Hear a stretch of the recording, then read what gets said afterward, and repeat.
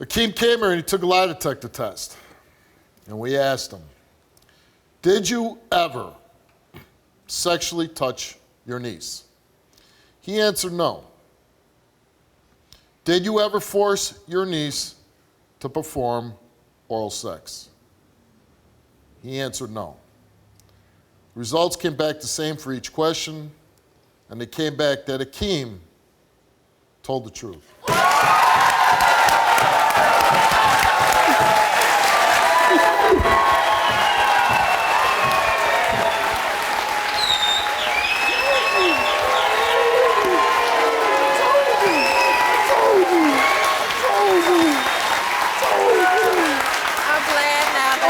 His life back in order. Hopefully, I'm sorry.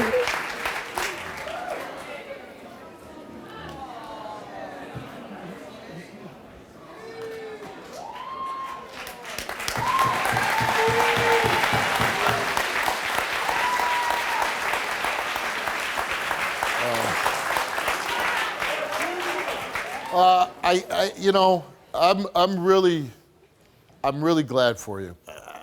I gotta imagine the fear that you felt facing life in prison for something you didn't do. And it does happen. I'm not naive to think it doesn't happen. It does happen. And this is a perfect example. Somebody that doesn't have money,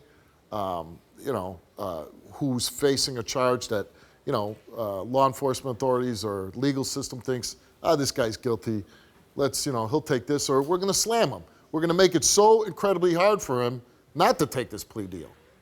And I feel bad for you, especially now that you got to register. I don't know if this will make any difference, where maybe you could someday, maybe in the future, hire a lawyer and maybe get this expunged off your record. I certainly hope that someday you were able to do that, because it's got to be hell registering as a sex offender when you didn't do it.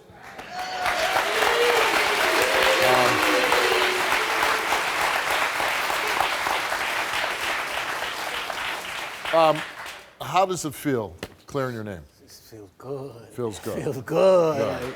I ain't doing it.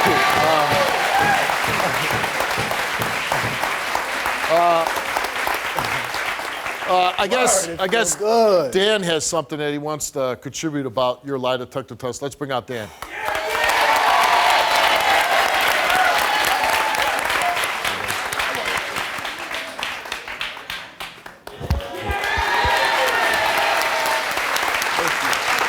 Did it. Thank you, Steve. So, Steve, this is known in polygraph and in law enforcement as a post-conviction sex offender test. Post-conviction sex offender testing is done in all 50 states and about 200 countries throughout the world. It's done when a person is released on probation or parole for public safety. We usually use it as what we call the containment model. The parole or probation officer, the therapist, and the polygraph examiner. When a person denies, and a lot of sex offenders deny that they ever offended, then we do what's known as an instant offense test. And I gotta tell you the truth, most people fail that instant offense test. This gentleman passed it with flying colors.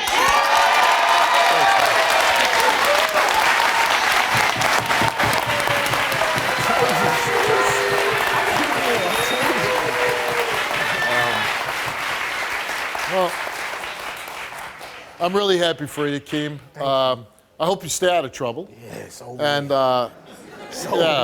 you don't want to be going back to that bad place. And the good thing is you have your sister now. Now she's not going to have any doubts.